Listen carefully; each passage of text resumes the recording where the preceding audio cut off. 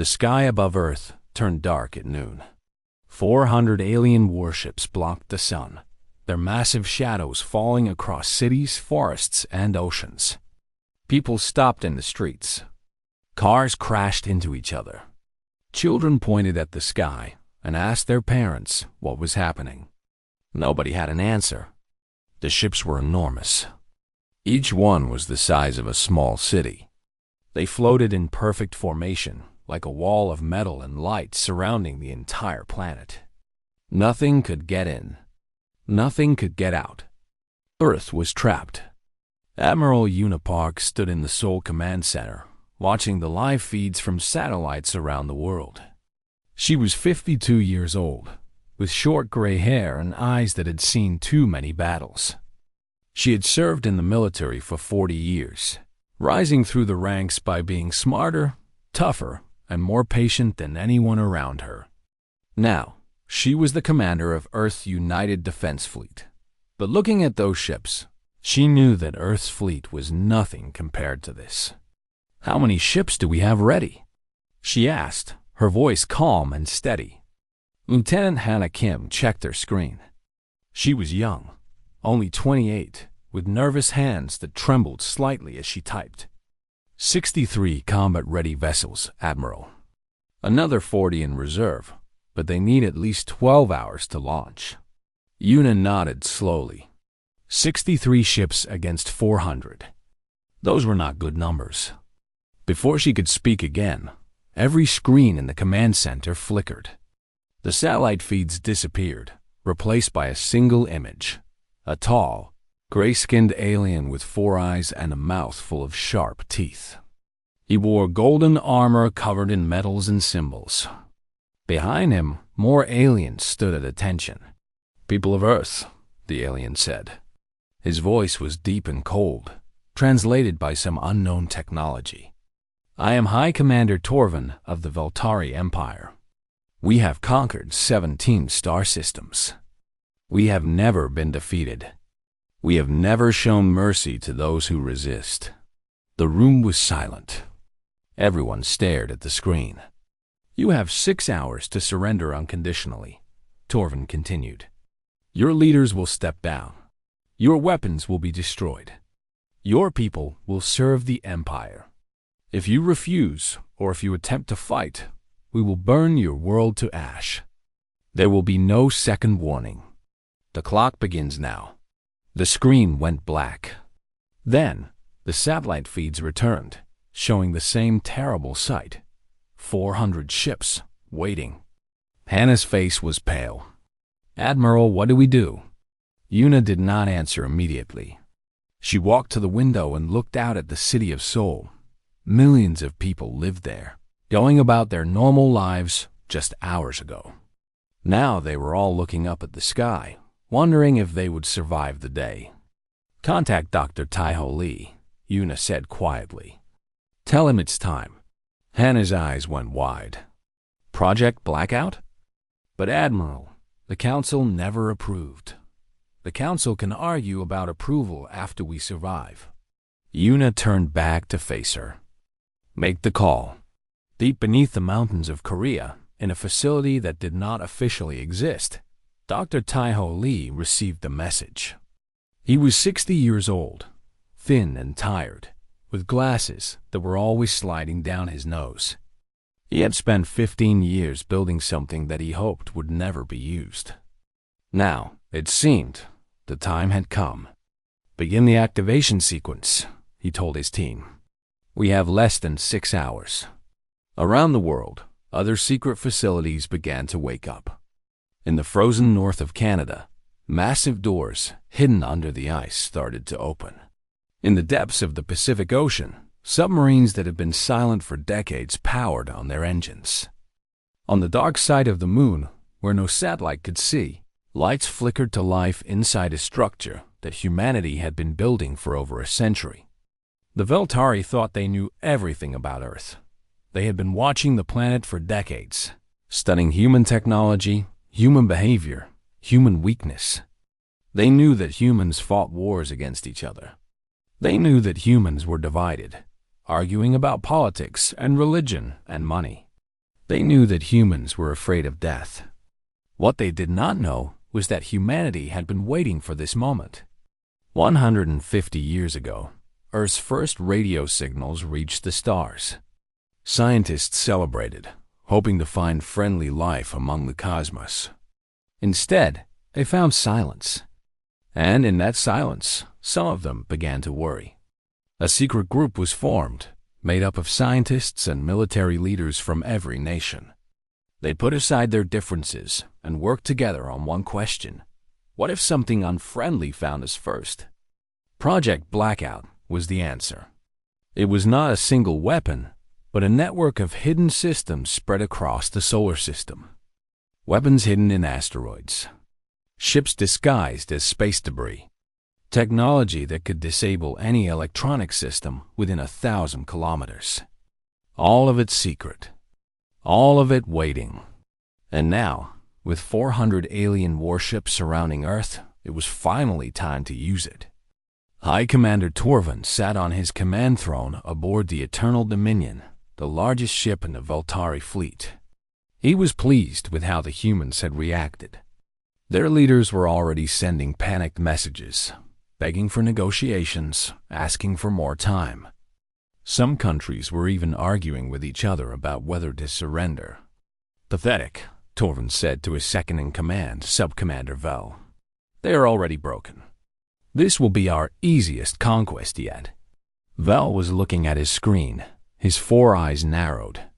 Commander, I am noticing something strange. What is it? Human military communications. They were very active for the first hour after our announcement.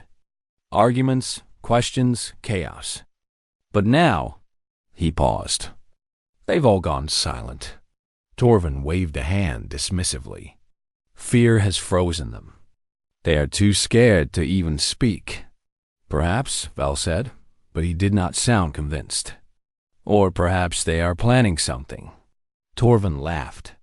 Planning what? They have 60 ships. We have 400. Their weapons are primitive. Their shields are weak. What could they possibly plan that would make any difference? Vel did not answer, but he kept watching his screen, waiting for any sign of movement. In Seoul, Admiral Yuna Park received confirmation that all Project Blackout systems were coming online. She looked at the clock on the wall.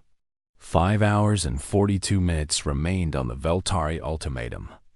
She picked up a secure communication device and spoke clearly. This is Admiral Park to all Blackout stations. Final authorization confirmed. You have your orders. Execute in 6 minutes. She put down the device and turned to Hana. Send a message to all Earth Defense Forces. Tell them to go dark. All communications, all systems, everything. Total silence. The Veltari will notice, Hana said. Yes, Yuna replied with a small, cold smile. They will. And they will wonder what it means. Let them wonder. Let them get nervous. And then let them see what humans do when we stop talking. Hana nodded and began sending the orders. Across the planet, military bases went dark. Ships powered down their engines. Radar stations stopped transmitting. For the first time in history, every human military force on Earth fell completely silent at the exact same moment. The Veltari had given humanity 6 hours to surrender. Humanity was going to answer in 6 minutes. Captain Junho Beek sat in the pilot's seat of his fighter ship, waiting. The ship was called Shadow 7, and it was unlike anything the public had ever seen. It was sleek and black, built for speed and stealth. The cockpit was small, but comfortable, filled with screens and controls that glowed softly in the darkness. Junho was 34 years old, with a sharp face and steady hands. He had been flying military aircraft since he was 19. But this was different from any mission he had ever flown before. Today, he might be flying into the end of the world. Or he might be flying into history. He was stationed on Mugunwa Station, a secret military platform hidden in orbit above Earth. The station was invisible to the Veltari scanners, disguised as a piece of space junk. Inside, 200 of Earth's best pilots waited in their ships, ready to launch. They called themselves Ghost Wing. All pilots. Final systems check. The voice of Commander Dong Wushen came through the communication system. Dongwu was the leader of the Marine Forces, but he was coordinating with the pilots for this mission. His voice was calm and professional. We launch in 4 minutes. Junho ran through his checklist. Engines, ready. Weapons, armed. Shields, charged. Life support, stable. Everything was green. Everything was perfect. A private channel opened in his ear. Junho, are you scared? It was Lieutenant Mairi Choi, his wingmate.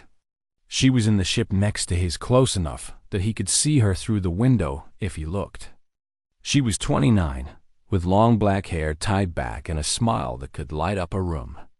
They had flown together for 5 years. He trusted her more than anyone. No, he lied. You?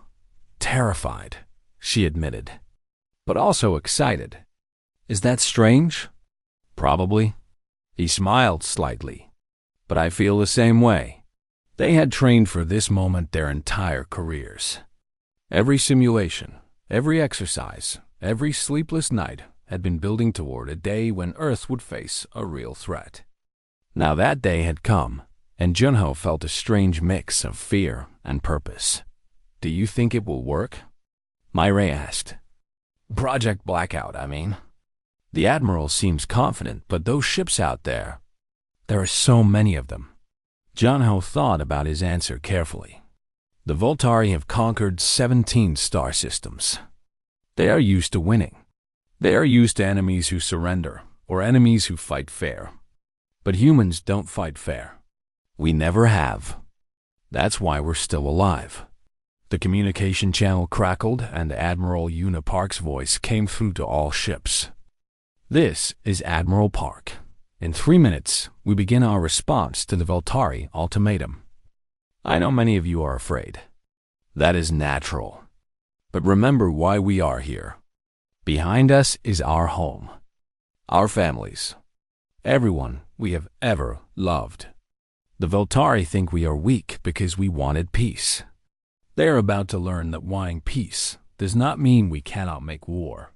She paused, and when she spoke again, her voice was harder. They gave us 6 hours. We will answer in 6 minutes.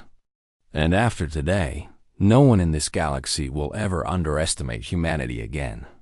Good luck to all of you. Park out. The channel closed. Junho took a deep breath. 1 minute to launch, Dongwu announced. On the Eternal Dominion, High Commander Torvin was starting to feel uneasy.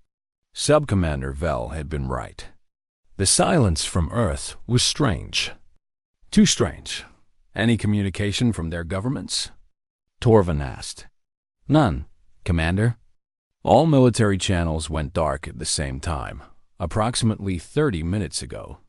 We have detected no troop movements, no ship launches, nothing. Torvin stood up from his throne and walked to the viewing window. Earth hung below them, blue and green and beautiful. Such a small planet to cause so much trouble. They are planning something, Val said quietly. Of course they are planning something, Torvin snapped. But what can they do? We have scanned their entire solar system. Their moon is dead rock. Their Mars colony has no weapons. Their asteroid mining stations are civilian. They have nothing. We have scanned what we can see, Val replied carefully. But Commander, these humans have been broadcasting radio signals for 150 years. They knew, on some level, that someone might be listening. What if they have been preparing? Torvin laughed, but it sounded hollow. Preparing for what? For us? Impossible. They did not even know we existed until we arrived. They did not know about us specifically, Vel agreed. But they knew about the possibility of us. And humans, Commander, they are strange creatures. They fear death more than any species we have conquered. but they also run toward it when they think something is worth protecting. They call it courage. I call it unpredictability. Before Torvin could respond, an alarm sounded on the bridge. Red lights began to flash. What is happening? Torvin demanded.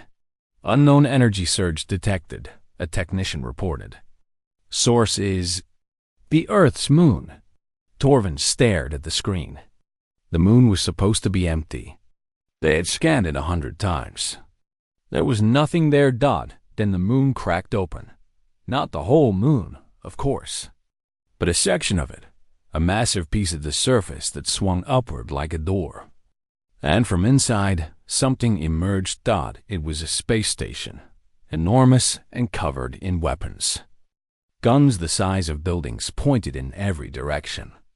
The station glowed with power, like a second sun rising from the lunar surface. That is impossible, Torvin whispered. Commander! Another technician shouted. We are detecting multiple launches from the station. Small craft, hundreds of them. They are moving fast. In his ship, Captain Junho felt the launch push him back into his seat. The doors of Magonga's station opened, and 200 fighters of Ghost Wing shot out into space like arrows fired from a bow. The black emptiness of space surrounded him. Ahead, he could see the Veltari fleet, 400 massive ships hanging above Earth. They looked invincible. They looked terrifying, but Junho had been trained to fight terrifying things. Ghostwing, this is Shadow 7, he said into his comm. All ships, form attack pattern Delta. Stay close to your wingmates. Wait for the signal. Shadow 8, ready, Murray's voice responded. Other pilots called in their status, one after another, until all 200 ships reported ready. They flew in perfect formation toward the enemy fleet. The Veltari must have seen them coming, but no weapons fired. Maybe they were too surprised. Maybe they were too arrogant. Or maybe Project Blackout had already begun to work. On the Eternal Dominion, Torvin was screaming orders. Fire! Fire everything! Destroy those fighters. But nothing happened. His weapons did not respond. His shields did not activate. The lights on the bridge flickered and dimmed. Commander, we have lost power to all primary systems, Vel reported, his voice calm even as the world fell apart around them.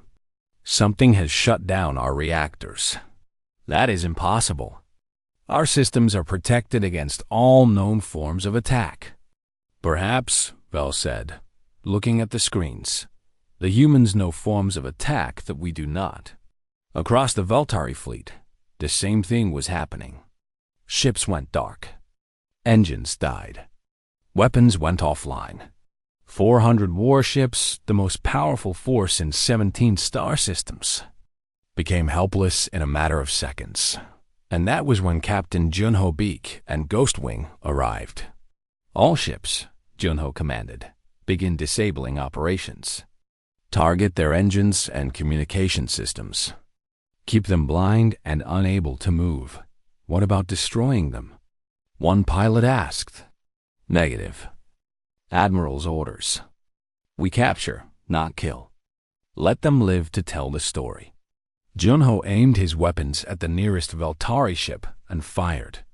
The precision strike hit the engine section exactly where he wanted, crippling the ship without destroying it. All around him, Ghostwing did the same. 200 pilots against 400 ships. And the ships could not fight back. The war was supposed to last 6 hours. It would be over in 6 minutes. 3 minutes and 42 seconds remained on the Veltari ultimatum when the first human weapon struck deep inside the moonbase called Jiang Suring Station. Dr. Taiho Lee watched the screens with tears in his eyes. 15 years of his life had been spent building this weapon. 15 years of secret work, hidden budgets, and endless calculations. His wife had left him because he could never tell her what he was really doing. His children had grown up without knowing their father. He had sacrificed everything for this moment. And now, watching the Veltari fleet go dark, He knew it was worth it. Project Blackout is working perfectly, his assistant reported. 94% of enemy ships have lost primary power. The remaining 6% should follow within 60 seconds. Taiho nodded slowly. And the cascade effect? Spreading as designed. The quantum entangled particles we embedded in their fuel supplies are disrupting every electronic system on their ships. They cannot stop it. They cannot reverse it. By the time they figure out what happened, it will be over. This was the genius of Project Blackout. It was not a single weapon that could be blocked or avoided. It was a trap that had been set years ago. For decades, humanity had been sending trade ships to the edges of the solar system, meeting with various alien species, buying and selling goods. The Voltari had watched this activity, but they had not considered it important. Humans were just primitive merchants. After all, what the Voltari did not know was that those human merchants were actually agents of Project Blackout. And the fuel they sold, the materials they traded, the supplies they provided all contained something hidden. Tiny particles, invisible to any scanner, that could be activated from Earth when the time was right. The Voltari had been fueling their ships with human technology for years. And now that technology was being used against them. This is Admiral Park to all stations. Yuna's voice came through the command speakers. Project Blackout is confirmed successful. All enemy ships are disabled. Begin Phase 2. Phase 2 was the attack. Captain Junho Beek was already in the middle of it. His fighter ship moved through the Voltari fleet like a shadow, striking at engines and communication systems with perfect accuracy. Around him, Ghost Wing worked with the precision of a surgical team. Shadow 7, I have 3 ships in my sector, Myray reported. All engines disabled. Moving to the next target. Good work, Shadow 8. Stay alert. Some of these ships might have backup power. Understood. The Voltari ships were enormous, but they were also helpless. Without power, they drifted slowly through space, unable to fight, unable to run, unable to call for help. Some of them tried to fire weapons manually, but human fighters were too fast, too agile. It was not a battle. It was a hunt. 2 minutes and 58 seconds remained on the ultimatum. Commander Torvin could not believe what was happening. His flagship, the Eternal Dominion, the most powerful warship in the Voltari Empire, was dead. The lights were off. The engines were silent. Even the artificial gravity was failing, making everything float slowly around the bridge. How is this possible? He demanded, grabbing onto his command throne to keep from drifting away. We checked everything. Our engineers inspected every system. Sub-Commander Vel was floating near the window, looking out at the battle. His face was calm, almost peaceful. They beat us, Commander. We underestimated them. No. The humans are primitive. They are weak. They could not have done this. And yet, they did. Vel turned to look at Torvin with all 4 of his eyes. We came here expecting easy prey. We found something else entirely. Something we have never seen before. What are you talking about? A species that prepares for the worst while hoping for the best. A species that hides its strength instead of showing it off. A species that would rather be seen as weak than reveal its true power. Vel shook his head slowly. We have conquered 17 star systems, Commander. We have defeated every enemy we have ever faced. But we have never faced humans before. Emergency lights flickered on, casting red shadows across the bridge. One of the technicians managed to get a small screen working, showing the view outside the ship. What they saw was terrifying. Human fighters swarmed around the Vairshod, Voltari fleet like insects around fallen fruit. They were everywhere, moving with speed and coordination that should have been impossible. And beyond the fighters, coming from hidden bases across the solar system, larger human ships were appearing. Battleships that had been disguised as asteroids. carriers that had been hiding in the rings of Saturn, a massive space station that had somehow been built inside the moon without anyone noticing. They were ready for us, Torvin whispered. All this time, they were ready. 1 minute and 44 seconds remained on the ultimatum. Admiral Una Park watched the battle from Seoul Command Center. Her face showed no emotion, but inside, her heart was pounding with a mixture of fear, hope, and something that might have been pride. "Status report," she ordered. Lieutenant Hana Kim was working furiously at her console.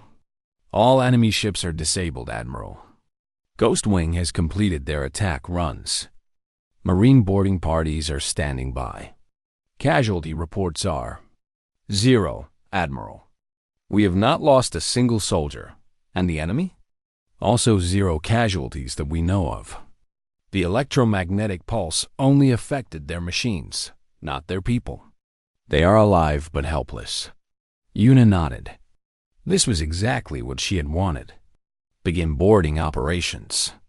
"I want their High Commander captured and brought to me within the hour." "Yes, Admiral." The communication system crackled, and a new voice came through. It was Commander Dongwu Shin, leader of the Marine Forces.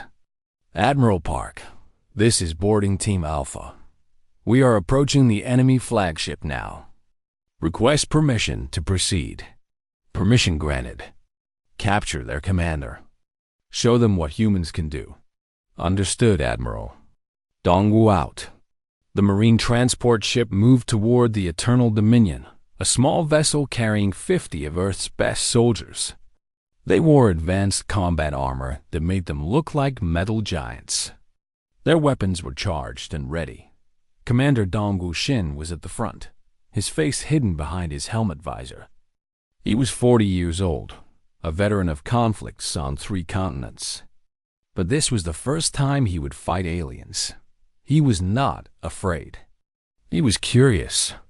"Breach team, prepare for entry," he ordered. We cut through their hull in Section 7, then moved directly to the bridge. Speed is essential. "They may have manual weapons. Sir, what if they resist?" one of his soldiers asked. "Then we show them that humans are very good at fighting. But the Admiral wants prisoners, not corpses. Keep your targets alive if possible." The transport ship attached itself to the side of the Eternal Dominion with magnetic clamps. The soldiers activated their hull-cutting equipment, slicing through the alien metal like a knife through butter. 30-7 seconds remained on the ultimatum. The hole in the hull opened, and Dongwu led his team inside. The interior of the Veltari ship was dark, lit only by flickering emergency lights. Alien crew members floated through the corridors, confused and terrified. Most of them did not even try to fight. "Move! Move! Move!" Dongwu shouted, pushing through the ship toward the bridge. They encountered some resistance. A few Veltari soldiers tried to block their path with hand weapons, but the human Marines were faster and better armed. Stun rounds knocked the aliens unconscious without killing them. The Marines stepped over the fallen bodies and kept moving. The bridge doors were sealed, but that did not stop them. The cutting equipment sliced through the doors in seconds. Dongwu stepped onto the bridge of the enemy flagship, his weapon raised. The Veltari officers stared at him in shock. High Commander Torvin was still holding onto his command throne, his 4 eyes wide with disbelief. The clock on the ultimatum had just reached 0. 6 hours had passed, but the war had ended 5 hours, 53 minutes, and 48 seconds ago. "High Commander Torvin," Dongwu said, his voice amplified by his helmet speakers. "By the authority of the United Earth Defense Force, you are under arrest. Your fleet is captured. Your crew is in our custody. The war is over." Torvin stared at the human soldier standing before him. Metal armor, glowing visor, weapons that hummed with power. This was not the primitive creature he had expected. "What are you?" Torvin whispered. Dongwu removed his helmet, revealing a human face with calm, dark eyes. "We are humanity," he said, "and you made the mistake of threatening our home." The corridors of the Eternal Dominion were dark and quiet. Emergency lights cast long red shadows on the walls. The air was cold and smelled strange, like metal and something else that humans could not identify. Commander Dongwu Shin moved through the alien ship with his team, securing each section one by one. They had captured the bridge. They had captured High Commander Torvin. But the ship was enormous, and there were still thousands of Veltari crew members aboard. Most of them had surrendered peacefully, too shocked and confused to fight. But not all of them. "Contact ahead," one of the Marines reported. 3 Veltari soldiers, armed with plasma pistols. "Take them down," Dongwu ordered. "Non-lethal if possible." 3 stun grenades flew through the air. Bright flashes of light filled the corridor. The Veltari soldiers screamed and fell to the ground, temporarily blinded and paralyzed. The Marines moved forward, securing the aliens with restraint cuffs and moving on. This was happening across the entire Veltari fleet. 400 ships, thousands of soldiers, all being captured by human boarding teams. It was the largest military operation in human history, and it was happening in real time. Captain Junho Beek watched from his fighter ship as transport vessels moved between the captured warships. Marines in combat armor entered through breaches in the hulls. Prisoners were being brought out and transferred to holding areas. It was organized, efficient, and surprisingly calm. "This is Shadow 7 to Ghost Wing," Junho said into his comm. "All fighters maintain patrol positions. Watch for any ship that might try to restore power or escape." "Shadow 8, understood," Murray's voice responded. "Junho, are you seeing this? We actually did it. We captured their entire fleet. I see it. I'm still not sure I believe it." He had spent his whole career training for war against aliens. He had imagined epic space battles, desperate fights for survival, the kind of heroic struggles that filled science fiction stories. Instead, the war had lasted 6 minutes.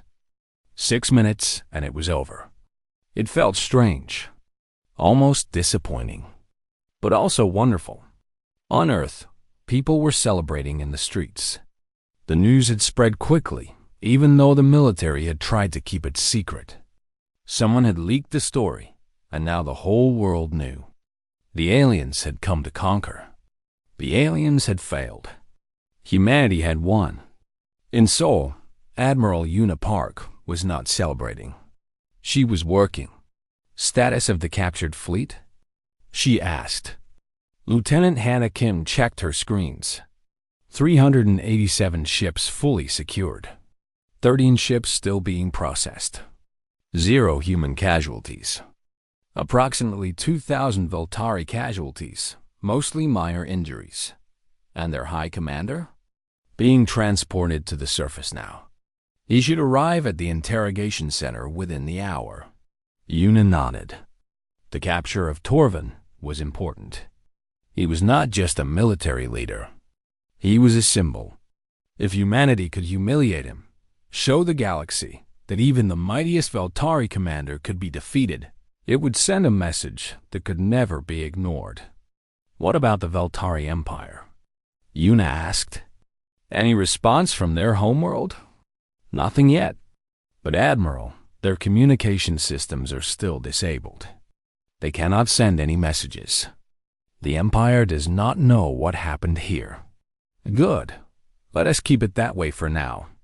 I want to control the narrative when the news spreads." She turned to look out the window. The sun was setting over Seoul, painting the sky in shades of orange and pink. It was beautiful. It was peaceful. And somewhere above that sky, 400 alien warships floated helplessly, waiting to learn their fate. Humanity had won. But the real challenge was just beginning. In the depths of space, far from Earth, the Veltari Empire waited. They had sent their most powerful fleet to conquer a small, primitive planet. They had expected victory within days. Instead, they heard nothing. The fleet was silent. The communications were dead. Emperor Raken, ruler of the Veltari, sat on his throne and waited for news that would never come in the way he expected. Back on the Eternal Dominion, High Commander Torvin was being escorted through the corridors of his own ship. His hands were bound behind his back with human restraints. Human soldiers walked beside him, their faces hidden behind helmets. He had never felt so humiliated in his entire life. "Where are you taking me?" he demanded. "To Earth," Commander Dongwu replied. "Your admirals will want to speak with you. And after that, you will have a choice. Cooperate, and we will treat you fairly. Resist, and things will become unpleasant. You cannot do this. I am a High Commander of the Veltari Empire." I am a High Commander of the Veltari Empire. I am a High Commander of the When the Emperor learns what you have done, the Emperor will learn exactly what we want him to learn, Dongwu interrupted. And what we want him to learn is simple. Do not threaten Earth. Ever. They reached the docking bay, where a human transport ship was waiting. Torvin was pushed inside and secured to a seat. Through the windows, he could see the rest of his fleet, dark and lifeless, surrounded by human ships. "How did you do it?" he asked quietly. "How did you disable our entire fleet in seconds?" "We scanned your solar system. We studied your technology. You should not have been able to do this." Dongwu sat down across from him. "You scanned what we wanted you to scan. You studied what we wanted you to study. For over a century, we have been preparing for this moment, building weapons in secret, hiding our true capabilities, waiting for someone like you to come along. Why? You did not know we existed. No, but we knew someone like you existed. Someone out there in the galaxy who would see our small planet and think it was an easy target. Someone who would try to conquer us without understanding what they were really fighting." Dongwu leaned forward. "We are not a young species, Commander. We have been at war with ourselves for thousands of years. We have developed weapons, strategies, and tactics that you cannot imagine. The only difference is that we stopped using them against each other and started preparing to use them against threats like you." Torvin was silent for a long moment. Then he asked, "What will you do with us? With my soldiers? With my ships? That depends on you, on how cooperative you are, on how much useful information you can provide about the Veltari Empire." Dongwu paused. "We are not monsters, Commander. We did not kill your soldiers when we could have. We did not destroy your ships when we had the chance. We showed mercy. Why?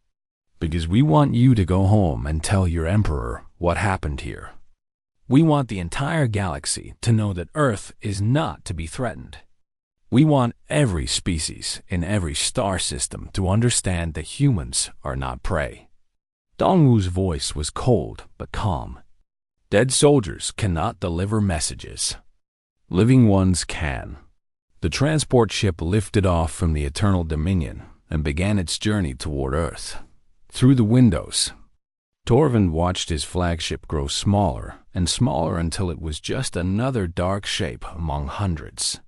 He had come to Earth expecting easy conquest.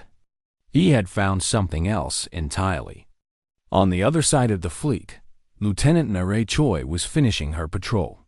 Her fighter ship moved slowly between the captured warships, sensors scanning for any signs of trouble. But there was nothing. The Veltari fleet was completely defeated. "Shadow 8 to command," she reported. "Patrol complete. No hostile activity detected. Returning to base." "Understood, Shadow 8. Good work today." Myray smiled inside her helmet. "Good work," as if disabling and capturing 400 alien warships was just another day at the office. She looked toward Earth, the blue and green planet that hung in the darkness of space. Her home, her family, everything she loved. The Veltari had threatened to burn it to ash. Instead, they had been captured without killing a single human. It was the greatest military victory in history, and Mireille had been part of it. As she flew back toward Maganwa Station, she allowed herself to feel something she had not felt since the alien ships first appeared. Hope. The war was over. Humanity had won. And whatever came next, they would face it together. Commander Dongwu Shin watched Earth grow larger through the transport window.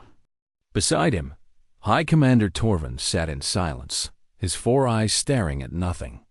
The alien had asked what humans were. Dongwu had given him an answer.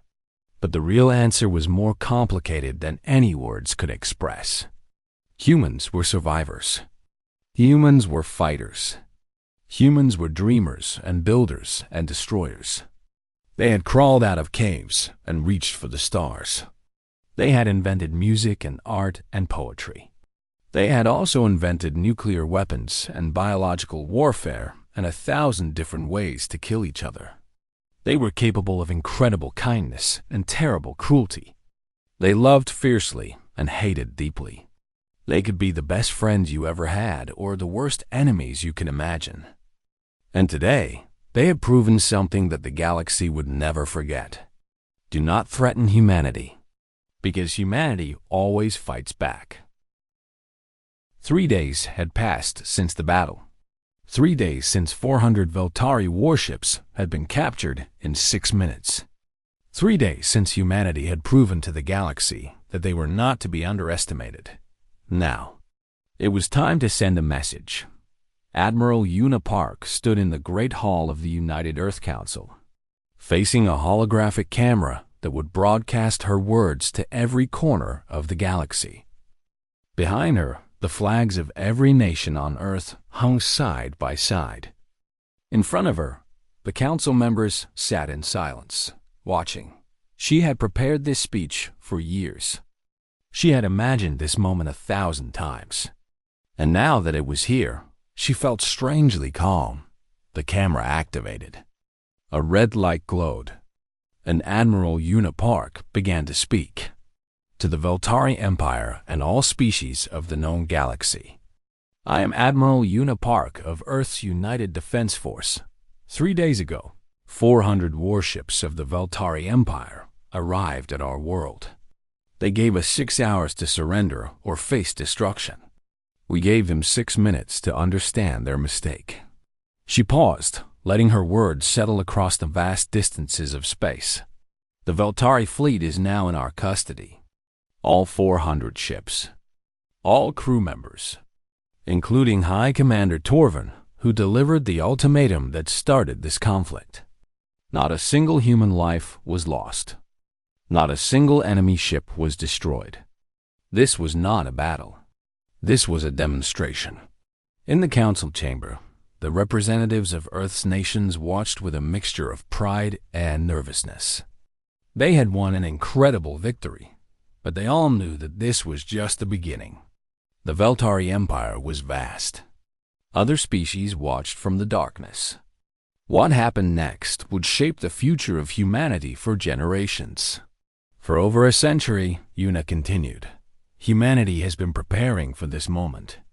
We knew that somewhere in the galaxy, there were species who would see our small world and think it was easy prey. We knew that someone would come, eventually, to try to conquer us. So we prepared, quietly, secretly.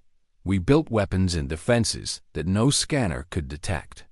We hid our true strength behind a mask of apparent weakness. She stepped forward, closer to the camera. Some of you may think we did this because we wanted war. You are wrong. We did this because we wanted peace. We did this because we knew that the only way to guarantee peace was to make war unthinkable. We did this because we love our world, our people, our way of life. And we were willing to do whatever was necessary to protect it. In a cell beneath the council building, High Commander Torvin watched the broadcast on a small screen. His hands were no longer bound. and his cell was comfortable enough, but he was still a prisoner. Still defeated. Still humiliated. The human admiral's words cut through him like a blade. To the Veltari Empire specifically, Una said, I have a message for your emperor. You sent your most powerful fleet to our world. We captured it in 6 minutes. Your high commander is our prisoner. Your soldiers are being treated fairly, but they will not be released until we are satisfied that you understand the consequences of your actions. She paused again, her eyes hard. We do not seek conflict with you. We do not want your territory, your resources, or your submission. We want only one thing: respect. Treat us as equals, and we will be your friends. Threaten us again, and we will be your worst nightmare. The broadcast was being received across the galaxy. On 100 different worlds, 100 different species watched the human admiral deliver her message. Some were impressed. Some were frightened. Some were curious about this strange species that had hidden its strength for so long. And on the Veltari homeworld, Emperor Raken watched with growing unease. His greatest fleet defeated. His best commander captured. His empire's reputation shattered. What kind of creatures were these humans? Una's voice grew softer but no less intense. To all other species in the galaxy, I want to make one thing very clear. Humanity does not seek war. We have spent our entire history fighting each other, and we are tired of violence. We want trade, cooperation, friendship. We want to explore the stars and learn from other civilizations. We want peace. She straightened her uniform and lifted her chin. But if peace is not possible, if someone threatens our world or our people, we will fight. And we will win. Not because we are the strongest or the most numerous, but because we are the most determined. Because we have learned, through thousands of years of suffering, that survival must be earned. That freedom must be defended. That hope must be protected. In her fighter ship, still patrolling the captured fleet, Lieutenant Mireille Choi listened to the Admiral's words through her headset. Tears ran down her cheeks inside her helmet. Not tears of sadness, but of pride. She had been born into a world that feared the stars. Now she was part of a world that had conquered them. Humanity does not kneel, Una declared. Humanity does not break. We have faced extinction before and survived. We have faced our own worst impulses and overcome them. We have looked into the darkness of space and refused to be afraid. The camera zoomed in on her face, capturing every detail of her expression. You gave us hours to surrender. We ended the war in minutes. Remember that. Remember what happens when you threaten our home. And remember this final truth about humanity.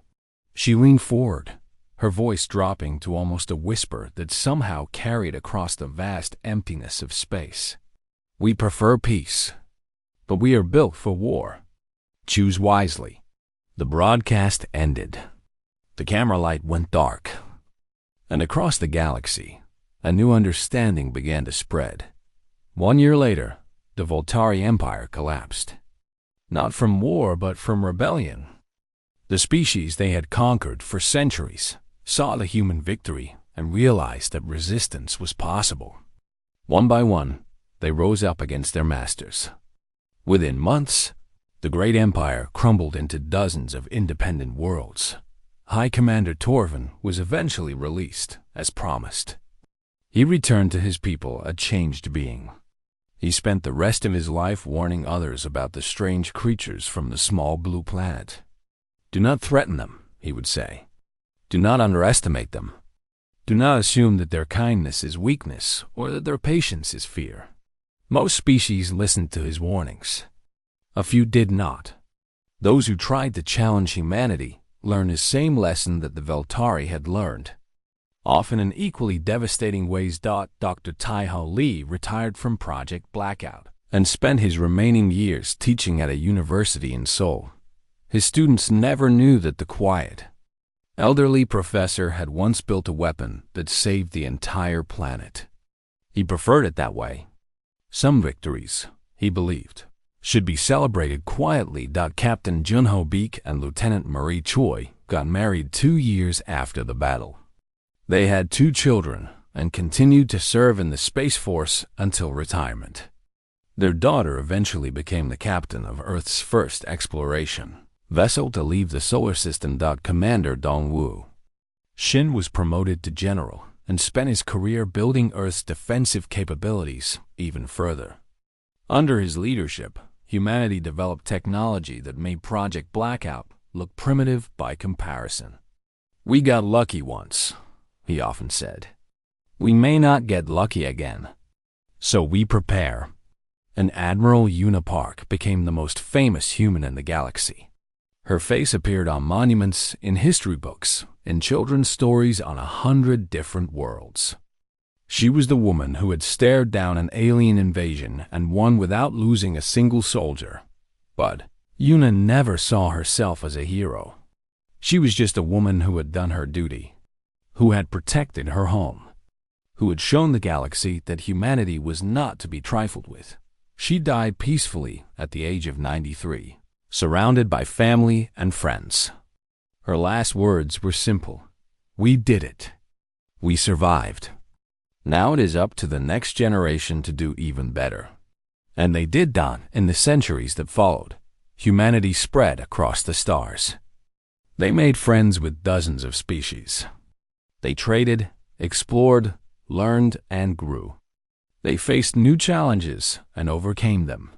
They made mistakes and learned from them. But they never forgot the lesson of the 6-minute war. They never forgot what it meant to be human. And in the archives of 1,000 civilizations, a single warning was passed down through generations. Carved in stone, written in digital files, whispered around campfires on alien worlds: never give humans a deadline. They will always beat it. Never threaten their home. They will always defend it. Never underestimate them. They will always surprise you. And most importantly, never assume that peace means weakness, because humanity loves peace. But humanity is built for war. And if you force them to choose between the two, you will not like the result. This is the story of how humanity met the stars. This is the story of how the stars learned to respect us. This is the story of the 6-minute war. And it is only the beginning.